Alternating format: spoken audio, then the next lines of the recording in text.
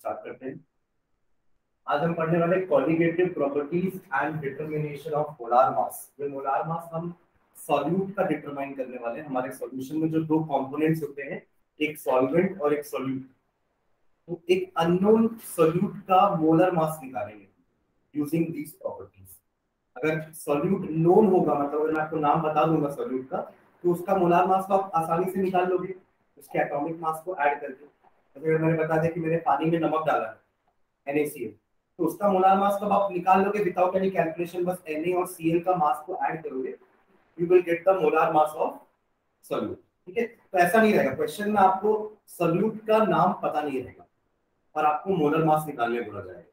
ठीक है, तो कॉलिगेटिव प्रॉपर्टी क्या होती है, अपन लास्ट क्लास में डिस्कस किए थे कि these are those properties which depend upon the number of moles of solute. Solute का मोल्स कितना प्रेजेंट है उस पर डिपेंड करेगा आपके इस प्रॉपर्टी का वैल्यू। तो पहला प्रॉपर्टी जो हम देखने वाले हैं वो है आपका relative lowering of vapour pressure. थोड़ा सा वेपर प्रेशर अगर मैं ब्रश अप करूं, तो वेपर प्रेशर क्या था? It was the pressure produced by the vapours. और वो वेपर किसके थे? एक ऐसा वोलेटाइल लिक्विड जो वेपराइज हो रहा था।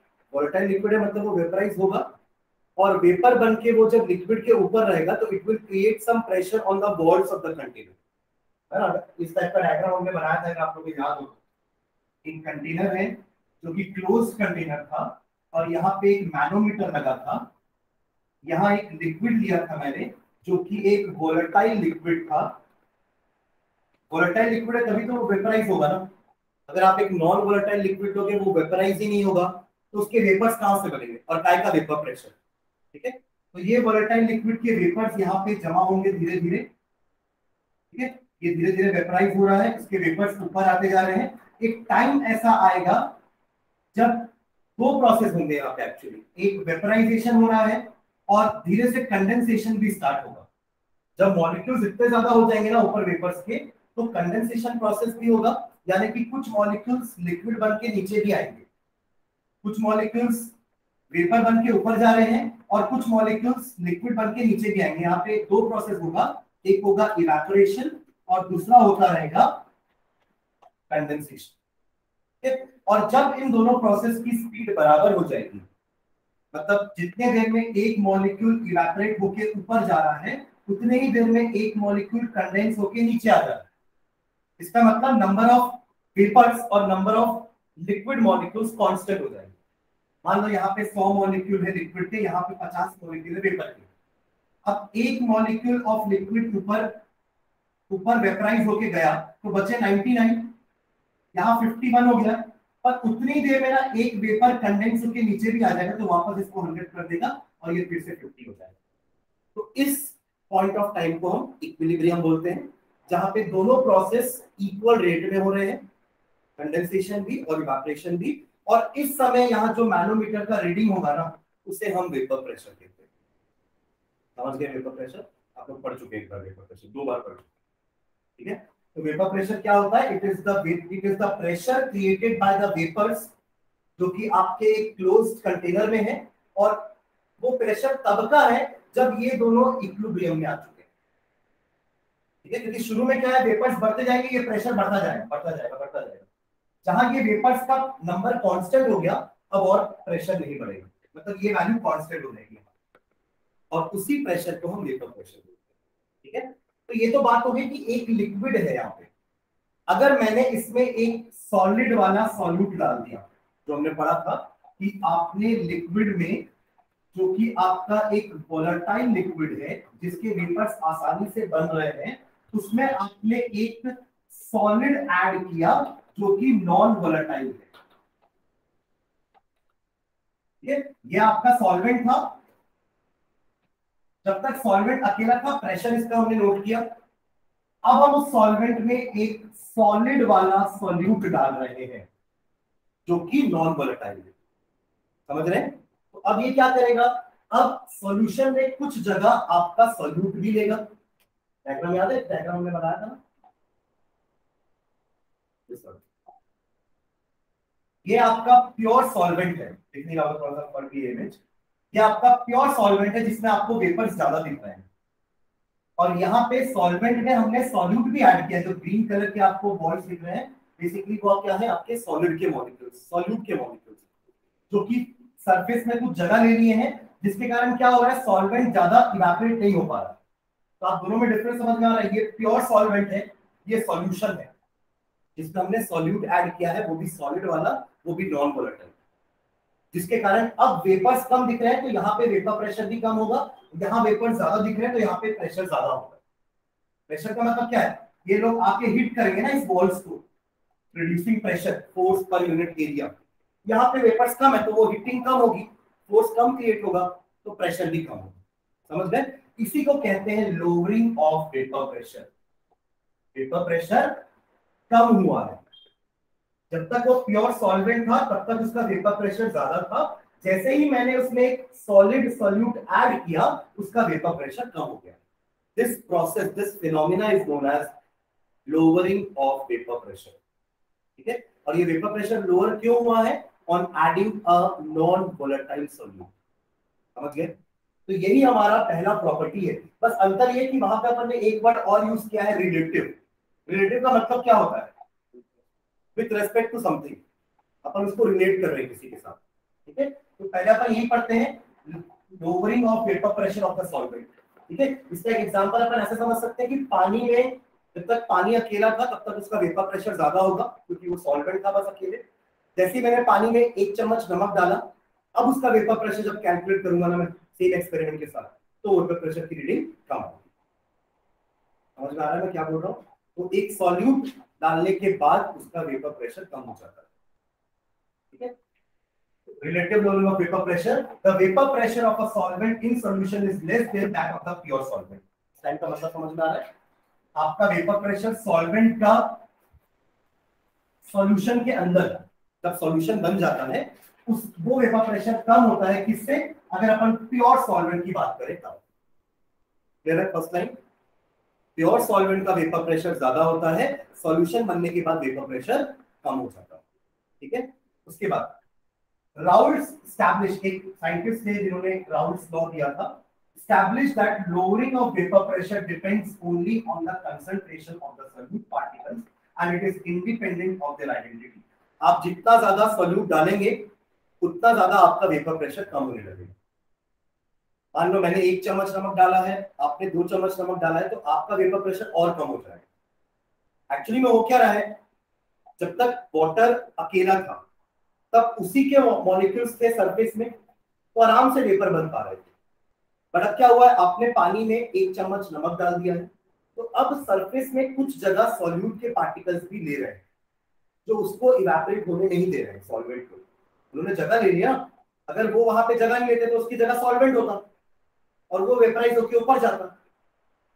बट वो जगह आप सॉल्यूट ने ले ली जो कि एक नॉन वोलेटाइल चीज है, वो वेपराइज होकर ऊपर नहीं जाता है, तो अल्टीमेटली वेपर प्रेशर कम हो गया। ठीक है, वही चीज यहाँ पे लिखी हुई है कि राउल्स लॉ ने क्या बोला था, या राउल्स ने क्या बोला था, जितना ज्यादा आप सॉल्यूट डालोगे ना आपका वेपर प्रेशर उतना कम होता चलेगा। इसलिए तो उसको अपन कॉलिगेटिव प्रॉपर्टी बोल रहे हैं। कॉलिगेटिव प्रॉपर्टी का मतलब क्या होता है, the property which depends upon the number of solute particles, not on the nature. उस सॉल्यूट का नेचर कैसा है उस पर डिपेंड नहीं करता है, किस पे डिपेंड करता है, हमने कितना ज्यादा या कितना कम उसको डाला है। ठीक है, मैंने कम डाला है तो मेरा जो लोअरिंग होगा वो कम होगा, आपने ज्यादा डाला है तो आपका लोअरिंग ज्यादा होगा। समझ गए? Relation between vapour pressure of the solution and mole fraction and vapour pressure of the solvent, ये राउल्स लॉ है एक्चुअली।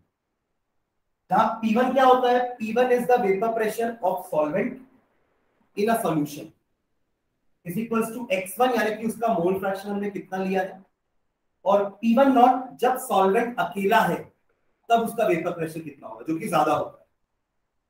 मान लीजिए जब सॉल्वेंट अकेला था तो उसका वेपर प्रेशर होगा 500 mmHg। mmHg is the unit of pressure.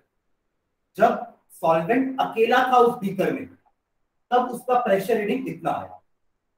Solute add करने के बाद अब पूरा सॉल्यूशन का वेपर प्रेशर सिर्फ सॉल्वेंट के कारण ही आएगा क्योंकि सॉल्यूट तो नॉन वोलेटाइल है। तो अब वो वेपर प्रेशर कम हो गया, मान लो हो गया है 300 mmHg। लोअरिंग हुआ ना, कितने से लोअर हो गया, 200 से, क्योंकि मैंने सॉल्यूट डाला था उसके अंदर। मान लो मैंने 1 चम्मच सॉल्यूट और डाला तो लोअर होके हो जाएगा 200। समझ रहे हो मैं क्या बोल रहा हूँ? जितना ज्यादा सॉल्यूट डालोगे उतना ज्यादा आपका लोअरिंग होता रहेगा वेपर प्रेशर। तो P1 नॉट की वैल्यू कांस्टेंट है, जो कि प्योर सॉल्वेंट की बात कर रहा हूं, उसकी वैल्यू कांस्टेंट है। अब आप जितना ज्यादा सॉल्यूट ऐड करते जाओगे ना, लोअरिंग उतना ज्यादा होते जाएगा। ठीक है, और 1 चम्मच डालूंगा तो ये लोअर होके 100 हो जाएगा। समझ रहे हैं? क्लियर है? तो P1 is equals to x1 P1 naught आपका राउल्स लॉ का रिलेशनशिप था। अब लोअरिंग को अपन रिप्रेजेंट कर रहे हैं डेल P1 से, कितना कम हुआ del P1। Del P1 stands for lowering of vapour pressure. देखो जहां मैं 1 लिखूंगा ना, 1 का मतलब होता है सॉल्वेंट। मैंने लास्ट क्लास में बताया था कि आगे मैं जितने बार भी सबस्क्रिप्ट 1 लिखूंगा समझ जाना मैं सॉल्वेंट की बात कर रहा हूं, और अगर सबस्क्रिप्ट 2 लिखा हुआ तो समझ जाना मैं सॉल्यूट की बात। ठीक है, तो हमने यहां पे क्या कर दिया, चेंज या फिर lowering of vapour pressure is nothing but pure minus solution का। समझ रहे? P1 नॉट क्या है? It is the vapour pressure of pure solvent, जो कि ज्यादा है 500, और P1 क्या है? आपने सॉल्यूट डाला उसके बाद क्या वेपर प्रेशर का रीडिंग है, वो आपका P1। डिफरेंस करेंगे तो वही तो लोअरिंग होगा ना, 500 माइनस 300 इज द लोअरिंग, यानी कि 200। समझ रहे? मैंने और सॉल्यूट डाला, वेपर प्रेशर कम होकर 200 हो गया, तो लोअरिंग कितने से हुआ है? 500 माइनस 200, 300 का लोअरिंग। समझ रहे ना? लोअरिंग का मतलब कितने से कम हुआ वेपर प्रेशर। ठीक है, तो P1 naught minus P1 is the lowering of vapour pressure. अभी रिलेटिव वर्ड नहीं लाया अपन ने। ठीक है, P1 naught minus P1 is the P1 naught minus P1 is the lowering of vapour pressure. ठीक है, अब मैं P1 की जगह ये वैल्यू पुट कर देता हूं, x1 P1 नॉट। ऊपर से दोनों में P1 नॉट कॉमन निकाल लेंगे तो कितना बचेगा अंदर? 1 माइनस x1। अब ये 1 माइनस x1 क्या होता है? x2। 1 minus x1 is x2। अगर मेरे सॉल्यूशन में दो कंपोनेंट है, एक कंपोनेंट है 1, दूसरा कंपोनेंट है 2, 1 का मोल फ्रैक्शन है x1 तो दूसरे का होता है x2, which is nothing but 1 minus x1, क्योंकि sum of mole fraction 1 होता है। sum of mole fraction is 1। अगर मोल फ्रैक्शन अभी नहीं समझ में आ रहा है क्या होता है तो बात सुन लो, मैं बीच में एक बैकअप क्लास लेके रिवाइज करवाऊंगा। ठीक है, तो आपको समझ में आया कि x1 बेसिकली होगा क्या है, कि आप लोग ये चीज 11 पे पढ़े हो कि मोल फ्रैक्शन क्या होता है। ठीक है, तो P1 नॉट इज इक्वल्स या इनटू 1 माइनस x1, इसको मैं रिप्लेस कर दूंगा x2 से। x2 is equals to 1 minus x1, so this will be my expression del P1 is equals to x2 into P1 not. ठीक है, अब ये P1 नॉट को नीचे ले आते हैं इस तरफ लेफ्ट हैंड साइड में, तो इसी को कहते हैं relative lowering of vapour pressure. Numerator का मतलब क्या है? लोअरिंग ऑफ वेपर प्रेशर, और नीचे P1 नॉट से डिवाइड कर दिया, इसका मतलब अपन कंपेयर कर रहे हैं, P1 नॉट से कंपेयर कर रहे हैं ना उसको। अब ये कहलाएगा relative lowering of vapour pressure. समझ गए? सिर्फ ऊपर का न्यूमरेटर देखोगे ना तो that is known as lowering of vapour pressure, और डिवाइड कर दिया अपन ने मैक्सिमम वैल्यू से, तो अब ये कहलाएगा relative lowering of vapour pressure, which is nothing but equal to x2। x2 क्या है? It is the mole fraction of solute. 2 है ना यहाँ पे, बताया था 2 स्टैंड्स फॉर सॉल्यूट। ठीक है, और x2 का वैल्यू क्या होता है? अगर आप इसका आगे एक्सपेंड करोगे तो n2 upon n1 plus n2 is the value of x2, number of moles of solute upon total number of moles of both solute and solvent। समझ में आ रहा है?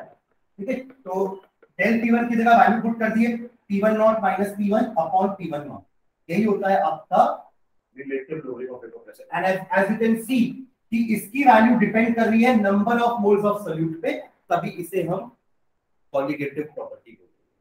और हमारा एक्सप्रेशन से this is the expression P1 naught minus P1 upon P1 naught is equals to N2 upon N1 plus N2 या x2 लिखो। Clear है? ठीक है, the expression on the left hand side of the equation is called relative lowering of vapor pressure and is equal to the mole fraction of solute। Clear है? आपने वही लिखा हुआ है। आगे मैंने x2 की वैल्यू पुट कर दी यहाँ पे, जो मैं यहाँ पे नहीं किया था, मैं आप लोग को यहाँ पे करके दिखा दूंगा, अल्टीमेटली किया मैंने वो चीज यहाँ पे। ठीक है, relative lowering of vapour pressure is equals to x2, और x2 का वैल्यू होता है n2 upon n1 plus n2। ठीक है, क्लियर है वंशिका, समझ में आ रहा है? जहां पे आपका n1 n2 क्या है, it is the number of moles of solvent, number of moles of solute. ठीक है, क्या लिखा हुआ है? अगर आपका सॉल्यूशन डाइल्यूट होगा, फॉर एग्जांपल डाइल्यूट सॉल्यूशन क्या होता है, जिसमें सॉल्वेंट ज्यादा होता है सोल्यूट कम होता है, इसी को डाइल्यूट बोलते हैं। मतलब कि n1 is very very greater than n2, n1 is very very greater than n2, n1 is the number of moles of solvent and n2 is the number of moles of solute। तो dilute solution में solvent ज्यादा होता है, solute कम होता है, यानी कि n1 is very very greater than n2। समझ रहे हैं मैं क्या बोल रहा हूं? तो अब आप क्या कर सकते हो ना, ये जो डिनोमिनेटर में n1 प्लस n2 लिखा है ना, इसको अप्रोक्सीमेटली n1 लिख सकते हैं। n2 तो छोटा है ना n1 के सामने। जैसा आप ये मान लो कि 100 में मैं +1 ऐड कर दूं, तो इसका अप्रोक्सीमेटली अपन 100 भी लिख सकते हैं, क्योंकि 100 के सामने 1 बहुत छोटा है। समझ रहे? बस वैसे ही अपन ने क्या किया, n1 प्लस n2 की जगह n1 रख दिया। समझ रहे हो? क्लियर है यहां तक? अब n2 और n1 की वैल्यू पुट कर दो। n2 n1 क्या होता है, number of moles of solute, number of moles of solvent. और अपन नंबर ऑफ मोल्स निकालते कैसे? Number of mole is equals to mass in gram upon molar mass. ये होता है फॉर्मूला मोल में कन्वर्ट करने का, मास इन ग्राम अपॉन मोलर मास। तो अगर मुझे n1 निकालना है, तो n1 क्या है, सॉल्वेंट है, तो उसका मास को मैं W1 ले लूंगा और उसके मोलर मास को मैं M1 ले लूंगा। वैसे ही मुझे अगर n2 निकालना है, तो मैं क्या करूंगा, सॉल्यूट के मास को मैं W2 ले लूंगा और सॉल्वेंट के मास, सॉरी सॉल्यूट के मोलर मास को मैं M2 ले लूंगा। अब इन दोनों वैल्यूज को मैं यहां पुट कर देता हूं, n2 की और n1 की। समझ में आ रहा है? यहां मैंने पुट कर दिया वैल्यूज को। तो ये मेरा फाइनल एक्सप्रेशन बना relative lowering of vapour pressure का। समझ गए? हमारा हेडिंग क्या था, colligative property and determination of molar mass. Molar mass मतलब किसका, सोल्यूट का, यानी कि M2। समझ रहे? फिर याद रखो 2 मतलब सोल्यूट, 1 मतलब सॉल्वेंट। तो हमें M2 का एक्सप्रेशन यहां से मिल जाएगा वैल्यू। अगर आपको बाकी सारी चीजें नोन है ना क्वेश्चन में, तो आप M2 निकाल सकते हैं। समझ रहे? एक क्वेश्चन देखते हैं इसका। क्वेश्चन देखना, ध्यान से पढ़ना क्या लिखा हुआ है। The vapour pressure of pure benzene, pure benzene मतलब प्योर सॉल्वेंट, है ना, at a certain temperature is 0.850 बार। मतलब ये आपको दिया है P1 नॉट 0.850 बार। यस और नो? पढ़ो, पहला लाइन फिर से पढ़ो। The vapour pressure of pure benzene, pure benzene मतलब मैं प्योर सॉल्वेंट की बात कर रहा हूं, मतलब वो P1 नॉट की बात कर रहा हूं। ठीक है, इज 0.850 बार। आगे बढ़े। अब मैंने उस प्योर बेंजीन में एक non volatile non electrolyte solid add किया। कितना ऐड किया, 0.5 ग्राम। मतलब ये सॉल्यूट हो गया। क्या है ये, सॉल्यूट। तो ये क्या है, W1 लिखूंगा 0.5 ग्राम, हाँ या ना, सॉरी W2, 2 मतलब सॉल्यूट और इसका मास कितना दिया है, 0.5 ग्राम। समझ गए? देखो उस सॉलिड का नाम नहीं दिया आपको, देख रहे हो, सॉलिड डाल दिया, बस बता दिया कौन सा सॉलिड है, नहीं बताया। अगर बता दिया होता तो फिर ये क्वेश्चन तो क्या मतलब देगा, आप तो ऐसे ही इसको सम करके निकाल लेते ना, उसका नाम अगर पता रहता तो। यही मैं आपको शुरू में बताऊं। ठीक है, चलिए आगे बढ़ते हैं। When added to 39 gram of benzene, ये है सॉल्वेंट का मास W1, very good, W1। Mass in ग्राम जो दिया है वो सॉल्वेंट का W1 है, सॉल्यूट का W2 है। मैंने 39 ग्राम मेरे पास बेंजीन था, समझो क्वेश्चन को ना, मेरे पास एक बीकर में 39 ग्राम बेंजीन था। मैंने इसका जब अकेले का वेपर प्रेशर कैलकुलेट किया तो वो कितना आया, 0.850 बार। अब मैंने उस 39 ग्राम बेंजीन में 0.5 ग्राम एक अननोन सॉल्यूट ऐड कर दिया। क्लियर है? अब देखो क्या हुआ उससे, आपको बेंजीन का मोलर मास भी दे दिया है, नहीं भी दिया है तो आपको पता है ना बेंजीन क्या होता है, C6H6 आप निकाल भी सकते थे, 6 × 12 + 6 × 1 72 + 6 दे दिया है। नहीं दिया था तो बेंजीन क्या है हम सबको पता है C6H6, तो हम उसका मोलर मास निकाल सकते हैं। ठीक है, चलो okay. Vapour pressure of the solution, अब ये करने के बाद 0.5 ग्राम सॉलिड को 39 ग्राम बेंजीन में डालने के बाद आपके सॉल्यूशन का वेपर प्रेशर कम हो गया। कितना हो गया कम हो गया? 0.84। अरे कम से मतलब ज्यादा लोअरिंग नहीं हुआ है, 0.85 0.85 कितना का डिफरेंस है? ज्यादा लोअरिंग नहीं हुआ है, बट लोअरिंग तो हुआ है ना।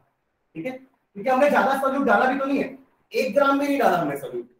हाँ, अगर आप ये सॉल्यूट की क्वांटिटी को बढ़ा दोगे ना तो ये लोअरिंग और ज्यादा हो जाएगा।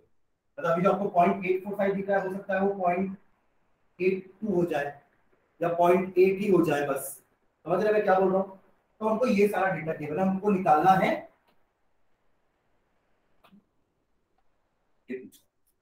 समझ गए? तो हमारा फॉर्मूला क्या है, ध्यान देना, एकदम रटने की जरूरत नहीं। जो अपन ने पीछे फॉर्मूला बनाया ना उसको रटने की जरूरत नहीं है। क्या होता है रिलेटिव लोअरिंग का मतलब होता है ये, this is relative lowering, pure solvent minus solution add करने के बाद अपॉन, क्योंकि रिलेटिव बोल रहे हैं T1 मैक्सिमम वाले को लेना है। ठीक है, is equals to x2, x2 मतलब मोल फ्रैक्शन ऑफ सॉल्यूट। और इसके बाद अपन ने इसको किससे रिप्लेस किया था? N2 बाय N1 + N2, जहां पे फिर अपन ने N2 को N1 + N2 को रिप्लेस करके N1 कर दिया। अभी भी आप देखो ना, आपने बेंजीन 39 ग्राम लिया है और वो 0.5 ग्राम ही है, मतलब 39 के सामने 0.5 बहुत कम क्वांटिटी है, तो अपन इसलिए इनको नेगलेक्ट कर दिया, मतलब डाइल्यूट ही है, सॉल्यूशन डाइल्यूट। अगर मैंने 0.5 की जगह मान लो 10 ग्राम डाला होता तो आप बोल सकते हैं कि सर डाइल्यूट नहीं है ना। आप 39 के सामने 10 को इग्नोर नहीं कर सकते। हाँ, 39 के सामने आप 0.5 को भले इग्नोर कर दो, चल जाएगा, just to make calculation easier. समझ रहे? कैलकुलेशन थोड़ा सा इजी करने के लिए हम नीचे का नेगलेक्ट कर रहे हैं। तो अब N2 की जगह मैं क्या लिखूंगा? W2 बाय M2, है ना, और N1 की जगह W1 बाय, पीछे के वही कर रहे हैं। फॉर्मूला रटोगे ना तो कंफ्यूजन होगा कि अरे ऊपर W2 था कि नीचे W1 था। समझ लेना क्या होगा, बेसिक चीज तो है। आपने नंबर ऑफ मोल्स को निकाला है मास इन ग्राम अपॉन मोलर मास करके, इसलिए मत रटना फॉर्मूला। जितना ज्यादा रटोगे ना उतना ज्यादा मेमोरी आपका कंज्यूम होते जाएगा। अभी उस मेमोरी वाले पार्ट में आपका एक फॉर्मूला फिट हो गया ना, तो मत रखो ना उसको मेमोरी में। समझ रहे हैं? बस अब वैल्यू पुट कर दो, आपको M2 निकालना है, बाकी सारी चीजें नोन है। W2 पता है 0.5, W1 पता है 39, M1 पता है 78, this is M1 molar mass of solvent, given है ना 78। ठीक है, और M2 निकालना है, ये आपको निकाल लोगे 0.850 माइनस 0.845 अपॉन 0.850 हो जाएगा। ट्राई करो ना जल्दी, हाँ डिवाइड करके पूरा आंसर लाना पड़ेगा ना। वंशिका समझ में आ रहा है?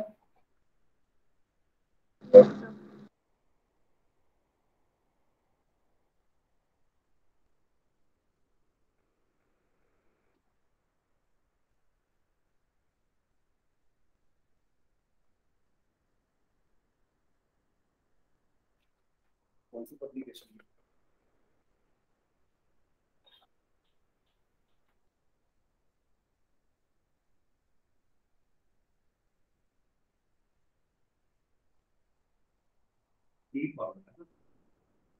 आपके लिए कैपिटल एम और एम डैश दे दिया है, एम डैश, मैंने इसको M1 M2 दिया। एम डैश डैश मतलब वो सॉल्यूट के लिए यूज कर रहा है और सिंपल एम को सॉल्वेंट के लिए यूज करता है, बाकी सारी चीजें वही है ना। सॉल्यूट है, सॉल्यूट सर आपके लिए यही है, मतलब मोल फ्रैक्शन ऑफ सॉल्यूट।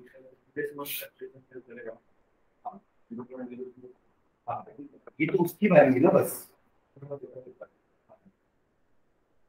आपके लिए स्मॉल n और कैपिटल N यूज किया है। Small n is for number of moles of solute and capital capital N is for number of moles of solvent. चीज वही है, बस सिंबल्स अलग अलग, बाकी सब वही। अगर आप वैल्यूज पुट किए हो तो आपका कुछ ऐसा दिखेगा आपको 0.850 minus 0.845 upon 0.850 is equals to, ठीक है, ऊपर आपका आ जाएगा 0.5 इंटू 78 अपॉन M2 मुझे निकालना है और 39, सही है। बस अब M2 निकाल लो, सब चीज को उधर ट्रांसफर कर 170 था,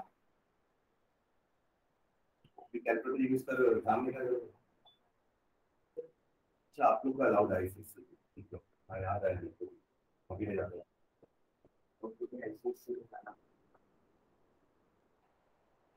ठीक है, 170 आएगा answer. 170 is the molar mass of solute, gram पर मोल लिख देना ना, यूनिट क्या होती है मोलर मास की, ग्राम पर मोल, क्योंकि एक मोल का मास है ना वो मोलर मास, ठीक है। नहीं कैसे बोलेगा, कैसे करोगे सॉलिड आइडेंटिफाई, ऐसा हो सकता है कुछ सॉलिड्स के मास, और आप कितने सारे सॉलिड हो सकते हैं, कैसे आप आइडेंटिफाई करोगे कि क्या बना हो, ऐसा क्वेश्चन है। आगे बढ़े, ये हुई पहली property, that is relative lowering of vapour pressure which is directly proportional to x2 minus, समझ में आना आया कि चलो आगे बढ़ते हैं। सेकंड आपका प्रॉपर्टी है एलिवेशन इन बॉइलिंग पॉइंट। नाम से समझ में आ रहा है बॉइलिंग पॉइंट पे एलिवेशन हुआ है, मतलब बड़ा है, ठीक है। मतलब वाटर का बॉइलिंग पॉइंट हमें पता है कितना होता है 100 डिग्री सेल्सियस। अगर उसमें मैंने एक नॉन वोलेटाइल सॉल्यूट डाला तो उसका बॉइलिंग पॉइंट बढ़ जाएगा। अब वो सॉल्यूशन, अब मैं उसको वाटर नहीं बोलूंगा, क्या बोलूंगा मैं उसको सॉल्यूशन। अब वो सॉल्यूशन 100 डिग्री पे बॉईल नहीं होगा। और एक्चुअली ये तरीका भी होता है किसी भी चीज की प्योरिटी चेक करने का। अपन लास्ट क्लास में बात किए थे, किसी भी लिक्विड की प्योरिटी चेक करना है अगर आपको, उसको बॉईल करके देख लो।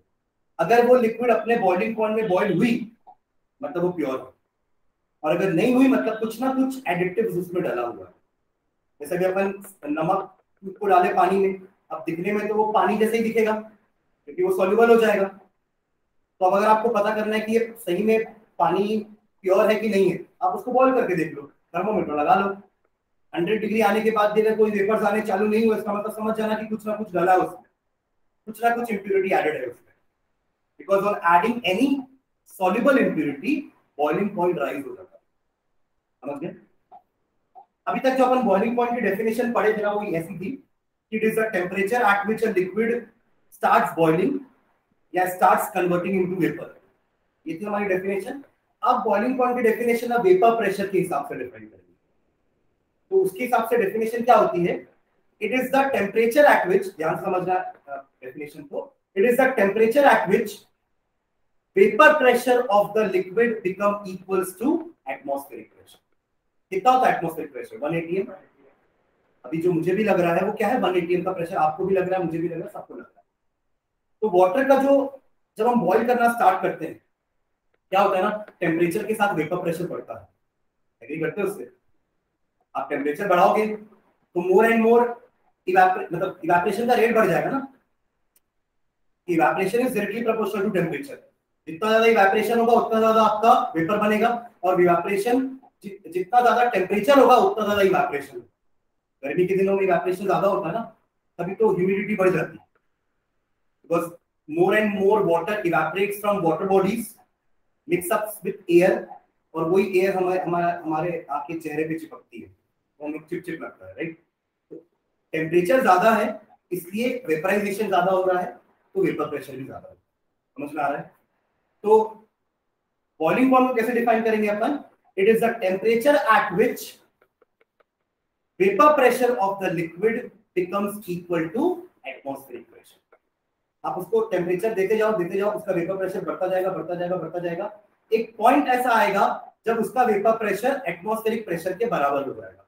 उस टेम्परेचर को अपन नोट करेंगे, और वही टेम्परेचर उस लिक्विड का बॉइलिंग पॉइंट होगा। समझ में आ रहा है क्या बोल रहा हूं?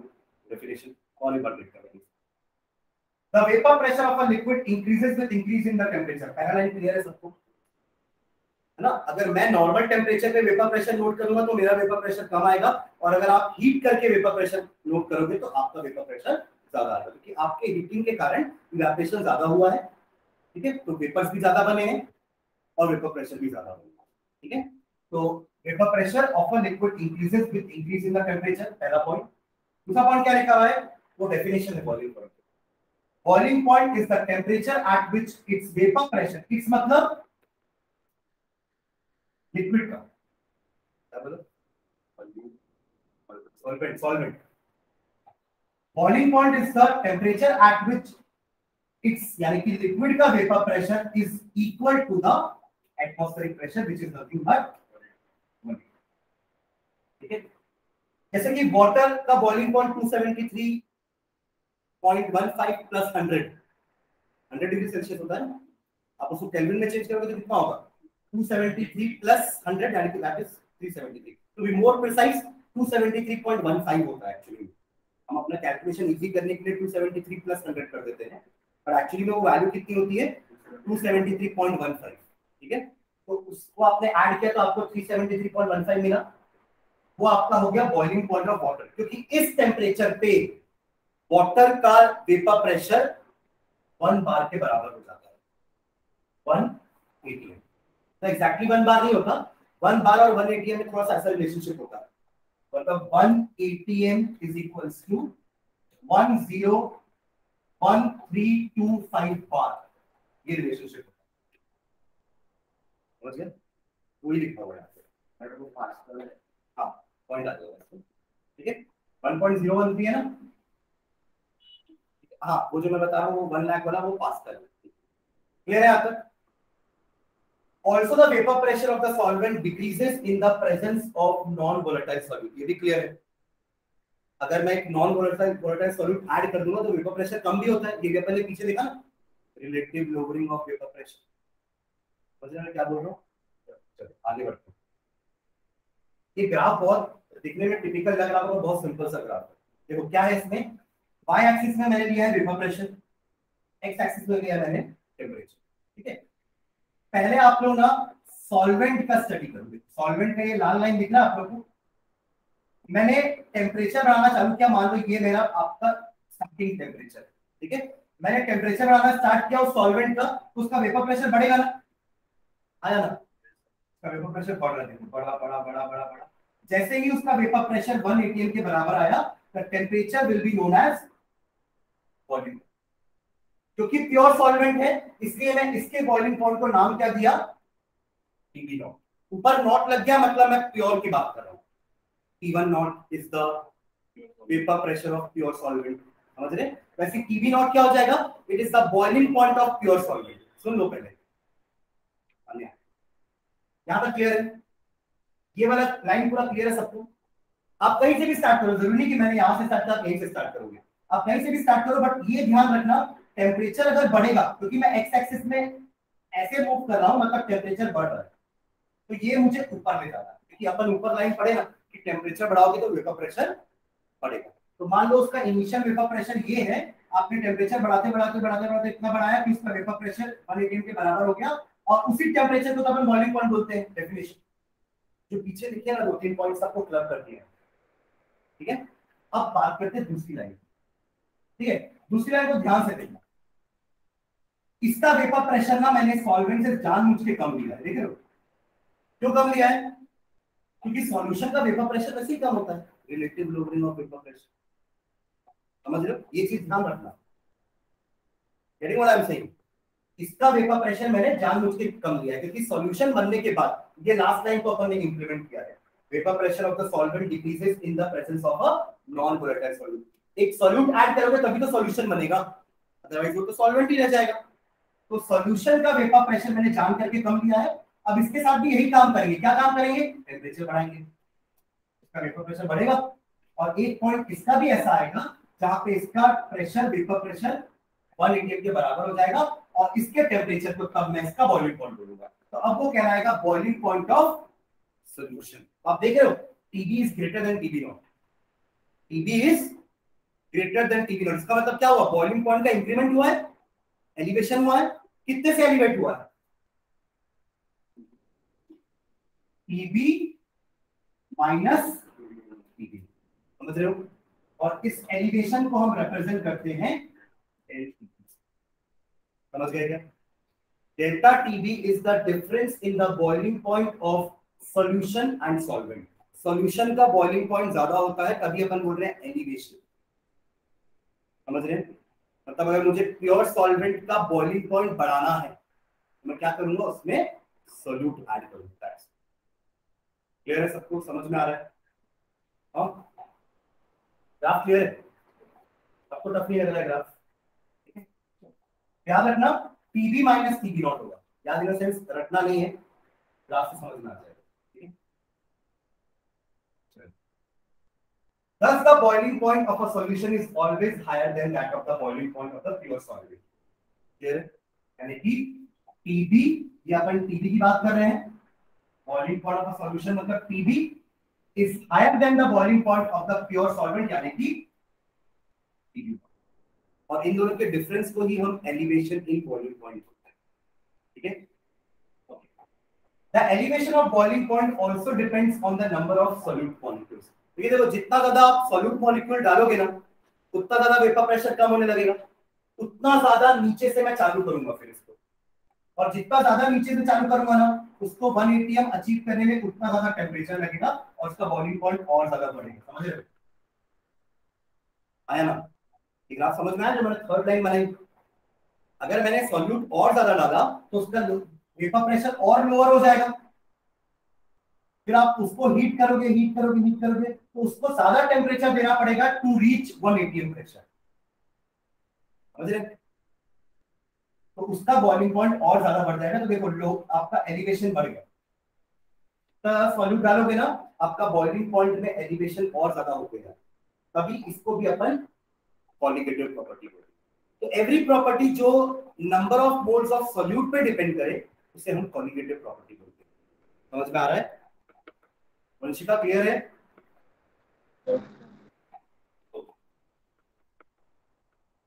ये सॉल्व कर देते हैं उसको। Let TB naught be the boiling point of pure solvent, TB be the boiling point of solution. तो डेल टीबी क्या हो जाएगा? TB minus TB. क्लियर है? Is known as elevation of boiling point. Delta TB को हम क्या बोलते हैं? Elevation of boiling. ठीक है? फॉर डाइल्यूट सॉल्यूशन एक्सपेरिमेंटली ऐसा निकाला गया कि delta TB is directly proportional to molality. ये क्या है? मोलालिटी, MOLALI मोलालिटी, स्मॉल है। मोलालिटी कैपिटल में होता है और आपका ये मोलालिटी। तो delta TB is directly proportional to molality. Molality मतलब वही ऊपर तो आपका number of moles of solute है ही ना। मोलालिटी क्या होती है? It is the number of moles of solute, volume नहीं, mass of solvent in KG. तो आप बोल रहे हो वो molality, number of moles of solute upon volume of solution in litres, that is molarity. But ये होता है मोलालिटी, मास ऑफ सॉल्वेंट ना कि सॉल्यूशन, इन केजी। ठीक है? तो प्रोपोर्शनलिटी से हटाने के लिए मैं कांस्टेंट मल्टीप्लाई कर रहा हूं, दैट इज केबी, जिसको अपन कहते हैं मोलाल एलिवेशन कांस्टेंट। इसका नाम क्या है? Molal elevation constant. इसका एक और नाम होता है इब्यूलोस्कोपिक कांस्टेंट, आपको यहां दिखेगा। इब्यूलोस्कोपिक कांस्टेंट। ठीक है? एक्चुअली ये इब्यूलोस्कोपिक जो वर्ड है ना, ये बॉइलिंग पॉइंट का वर्ड होता है, इसलिए इसका नाम इब्यूलोस्कोपिक कांस्टेंट भी।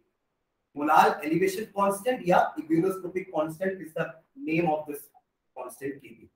ठीक है? इसका यूनिट क्या होगा केबी का? बता सकते हो क्या? What will be the unit of KB? क्या है केबी? देखो, KB will be nothing but delta TB by M. आया ना? डेल्टा टीबी अपॉन एम ही तो होगा ना केबी का वैल्यू। अब डेल्टा टीबी क्या है? टेम्परेचर है, यानी कि केल्विन। केल्विन केल्विन केजी पर होगा, क्योंकि इसका है आपका मोल पर केजी। मोलारिटी क्या होता है? मोल पर केजी। यहां पुट कर दो उसको, तो मोल ऊपर जाके पर मोल हो जाएगा और पर केजी ऊपर जाके केजी हो जाएगा। Unit will be kelvin KG पर मोल। लिखा मैंने नेक्स्ट स्लाइड में, आपको इसमें तो नहीं लिखा है, यहां लिखा। ठीक है?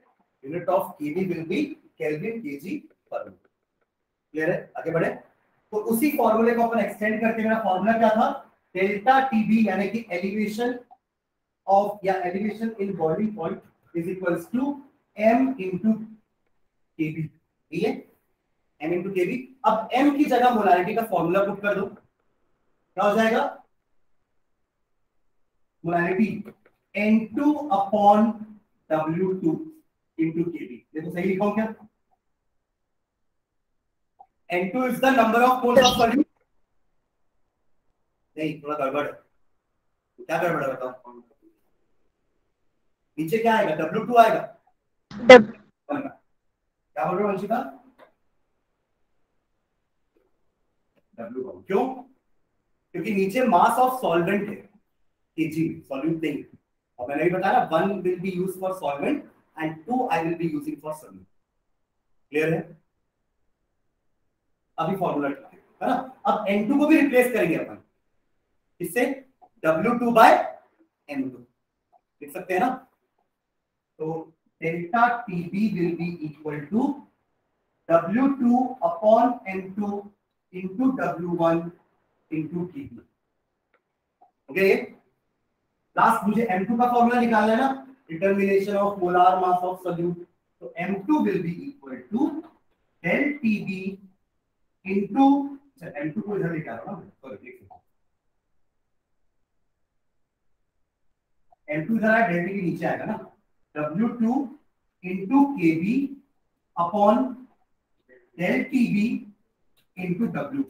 अब दिक्कत क्या है मैं आपको बता रहा हूँ, W1 जो मैंने लिया ना, ये हमेशा क्वेश्चन में ग्राम में दिया रहता है लगभग हर टाइम। जैसे पीछे अपन देखे ना, बेंजीन का मास कितना था, 39 ग्राम। तो उसको अपन को नीचे तो केजी में रखना पड़ता है ना, तो इसलिए इसको केजी में कन्वर्ट करने के लिए अपन ऊपर इंटू 1000 करते हैं। तो this will be my formula for finding M2। Clear है? हाँ पक्का? ये वही चीज है जो मैं यहाँ पे सॉल्व किया ना, यहाँ पे लिखा हुआ। पहले अलग से मोलारिटी बता दिया। मोलारिटी क्या होता है? Number of moles of solute upon mass of solvent in KG. KG में कन्वर्ट करने के डिवाइड बाय 1000, ये ऊपर जाएगा तो 1000 ऊपर चला जाएगा। ये जो लिखा है यही तो मैंने लिखा है। W2 आगे, ये W2 into 1000 अपॉन M2 नीचे आएगा अब into W1 और डेल्टा T भी सामने। ठीक है, तो ये वाला फॉर्मूला है। ठीक है, क्लियर है सबको? तो दो ही, मतलब एक ही फॉर्मूला है आपका।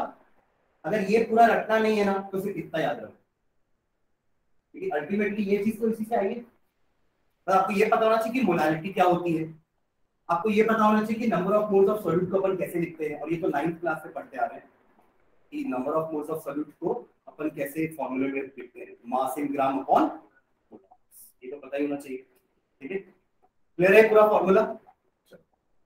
क्वेश्चन देखते हैं। यहाँ समझना, क्वेश्चन में ना सबसे इंपॉर्टेंट क्या है, ये समझना कि सॉल्यूट क्या है, सॉल्वेंट क्या है, W1 W2 M1 M2 क्या क्या दिया हुआ है क्वेश्चन, वो चीज समझना बहुत जरूरी है, क्योंकि बाकी तो पूरा फॉर्मूला बेस्ड क्वेश्चन है। ठीक है, ध्यान से समझना। 18 gram of glucose is dissolved in 1 kg of water in a saucepan. इसका क्या मतलब हुआ? 18 ग्राम क्या है? W2। Very good. अब आपसे यहाँ पे M2 नहीं पूछेगा, क्यों? क्योंकि नाम दे दिया है glucose is added in water, मतलब ये हो गया आपका सॉल्यूट, ये हो गया आपका सॉल्वेंट। तो मैं होता तो इसका तो मास कभी नहीं पूछता है, तो कुछ करने की जरूरत नहीं है। फॉर्म मत करो क्वेश्चन, C6H12O6 का मास निकाल के बता दो, ये होगा मोलर मास। इससे क्वेश्चन में मोलर मास नहीं पूछेगा जब नाम दे देगा, समझ रहे हो? इसके पहले अपन ने जो रिलेटिव लवलिंग का क्वेश्चन किया था उसमें सॉलिड का नाम नहीं दिया था, इसलिए आपसे मोलर मास पूछा था 170 जो आ रहा था। बट इस क्वेश्चन में मोलर मास कहीं नहीं पूछेगा, याद रखना। ठीक है, ओके। तो 18 ग्राम आपका W2 दिया हुआ है, आप इसका M2 कैलकुलेशन कर सकते हो ना। 6 into 12 plus 12 into 1 plus 6 into 16। समझ रहा है कैसे क्या होगा? C6H12O6 72 plus 12 plus 96, ये आपका हो जाएगा 74 84 84 180 होगा, 180 ग्राम पर। ठीक है, ओके आगे बढ़ते हैं। Is dissolve in 1 kg of solvent, 1 kg of water मतलब सॉल्वेंट ना, यानी कि W1 दिया है 1 kg 1000 ग्राम। मत करो ना ग्राम में कन्वर्ट, क्योंकि अल्टीमेटली मुझे अपने मोलारिटी के फॉर्मूले में तो केजी नहीं चाहिए रहता, या अगर 1000 वाला फॉर्मूला यूज करा है तो उसको 1000 ले लेना। अब ऐसा मत करना कि यहाँ पे 1 ले लिया और ऊपर 1000 भी मल्टीप्लाई कर दिया। उस फॉर्मूले में 1000 क्यों मल्टीप्लाई किए थे? क्योंकि मैंने W2 को ग्राम में लिखा था, पर अगर मैं पहले से ही 1 ले रहा हूं तो ऊपर 1000 की जरूरत नहीं है। Am I clear? इससे मैंने बोला फॉर्मूला रखना मत। फॉर्मूला रख लिए ना तो आप क्या करोगे पता है, वो फॉर्मूला पहले लिख दोगे और W2 की जगह डायरेक्टली 1, सॉरी W1 की जगह डायरेक्टली आप 1 रख दोगे। समझ रहे हो? आगे बढ़ते हैं। At what temperature will water boil at इतना बार प्रेशर? ठीक है, Kb for water is 0.52, Kb दिया है 0.52 केल्विन केजी। ठीक है, आपसे पूछा है at what temperature will water boil, मतलब आपसे पीवी पूछ रहा है। पीवी नॉट पता है क्या? 373.15, तो प्योर वाटर है ना, और प्योर वाटर का वॉल्यूम कौन सा है पता है? 373.15 पीवी निकाला। समझ गए? पक्का ना? पीवी नॉट तो पता है ना हमें, क्योंकि सॉल्वेंट क्या है? वाटर है, और वाटर का बॉइलिंग पॉइंट क्या होता है? 100 डिग्री सेल्सियस। ठीक है, केल्विन में कन्वर्ट करी क्योंकि बाकी सारी चीजें आपकी केल्विन में दी हुई है, इसलिए मैंने पीवी नॉट तो 373.15 दिया है। सॉल्व करो उसको।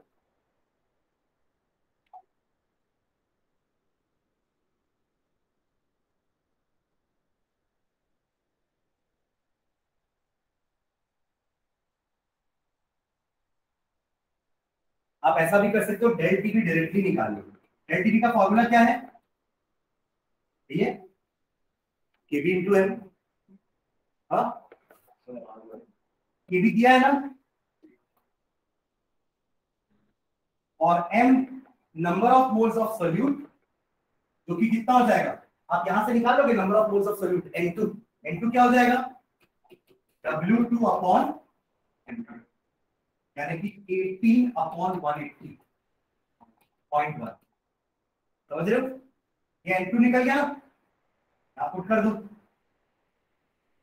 मैं लिख रहा हूं N2 अपॉन W1। अगर ग्राम में लिख रहा हूं तो ऊपर 1000 मल्टीप्लाई करूंगा, केजी में लिखूंगा तो 1000 मल्टीप्लाई करने की जरूरत। ठीक है, ये इन केजी लिखूंगा मैं डायरेक्टली, 1 लिखूंगा मैं डायरेक्ट। ठीक है, मेरा फॉर्मूला क्या हो जाएगा? 0.52 इनटू 0.1 अपॉन 1। खत्म। इससे सिंपल कैलकुलेशन कोई नहीं सकती। ठीक है, 0.052 केल्विन। पर ये नहीं पूछा है क्वेश्चन में, आपको इस टेम्परेचर को ना इसमें ऐड करना पड़ेगा। 373.15 प्लस 0.052 निकालने का आपको टीवी बोला है ना, हमने जो निकाला है वो डेल टीवी है। और डेल टीवी क्या होता है? Del TV is PB minus PB naught. ये आपने निकाल दिया 0.052 की तरह, और ये आपको पता है, सॉरी सॉरी सॉरी, ये तो सॉल्यूशन है ना, ये तो निकालना है। ठीक है, इसको इधर ले आओ। पीबी कितना हो जाएगा? 373.15 प्लस एलिवेशन। कितने से तो एलिवेशन हुआ है, इतना तो अपन को पता भी नहीं चलेगा एलिवेशन हुआ है कि नहीं, क्योंकि अपन ने ग्लूकोज कम डाला है। आप ग्लूकोज और ज्यादा डाल दो, ये एलिवेशन बढ़ जाएगा। समझ रहे? क्यों एलिवेशन बढ़ेगा? क्योंकि ज्यादा ग्लूकोज डालने से वेपर प्रेशर और कम हो जाएगा, फिर उसको 180 तक पहुंचाने तक में और टेम्परेचर देना पड़ेगा। और ज्यादा ग्लूकोज डाल दो, उसका वेपर प्रेशर और कम हो जाएगा, फिर उसको 180 तक पहुंचाने में और ज्यादा तक टेम्परेचर तक बॉइल करना पड़ेगा। मतलब उसका बॉइलिंग पॉइंट बढ़ता ही जाएगा, बढ़ता ही जाएगा। समझ रहे? More and more solute add करोगे, रिजल्टेंट सॉल्यूशन का बॉइलिंग पॉइंट बढ़ता जाएगा। एक तो है एलिवेशन इन बॉडी। समझ गए? वंशिका क्लियर है? हाँ, चलो इस क्वेश्चन को लास्ट क्वेश्चन करते हैं इसका। और ये मैं बस ब्रीफ कर रहा हूं, उसको आपको बनाना। ठीक है, boiling point of benzene is इतना, बेंजीन मतलब pure solvent. TB naught is equals to 353.23 kelvin. यही समझना जरूरी है कि क्या क्या गिवन है, समझ गए? When 1.80 gram of a non-volatile solute was dissolved in 90 gram of benzene, ये दिया है आपका W2 1.80 ग्राम और W1 दिया है 90। समझ रहे हो? जो ज्यादा होता है वो सॉल्वेंट होता है ना, और जो कम होता है वो सोल्यूट होता है। यार समझ में आ जाएगा। This is W2, this is W1। ठीक है, बेंजीन दे दिया तो अपन M1 भी निकाल सकते हैं ना, अगेन वही 78। ये तो पीछे बनाया था बेंजीन का 72 + 6 आनिया समझ आ रहा है? ठीक, नाउ ऐसा करने से boiling point is raised to इतना, दिस इज TB 354.11 केल्विन। कितना से बढ़ा है? पूरा 1 केल्विन भी नहीं बढ़ा टेम्परेचर, समझ रहे हो? 1.8 ग्राम सॉल्यूट डालने से आपके बेंजीन का बॉइलिंग पॉइंट 1 केल्विन भी नहीं बढ़ा है। ये 353.23 है और ये 354.11 है, 1 केल्विन से भी कम है। ठीक है, नाउ आगे calculate the molar mass of solute M2 आपको निकालना है, ये भी आपको गिवन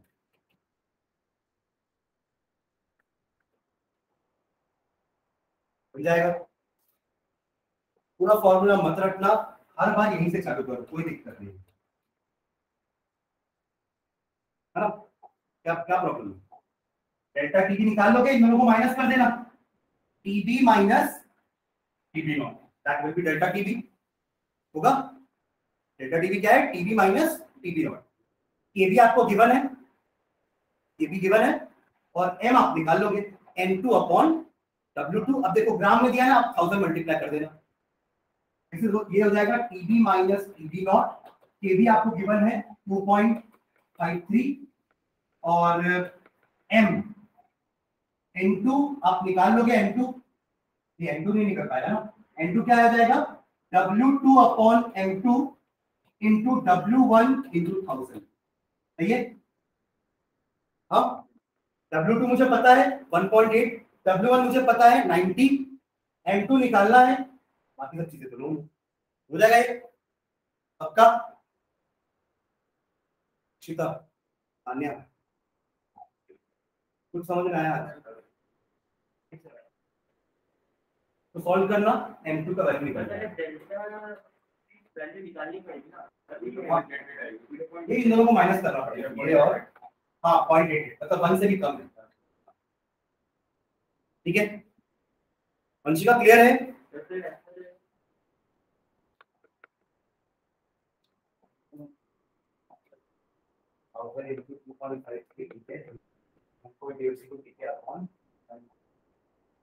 आपका W1 ठीक है और 0.88 आपका, ठीक है। एक चीज हमेशा ध्यान रखना, आपकी जो प्रॉपर्टी होती है ना, वो मोलर मास से हमेशा इनवर्सली प्रोपोर्शनल होती है, नीचे जाए।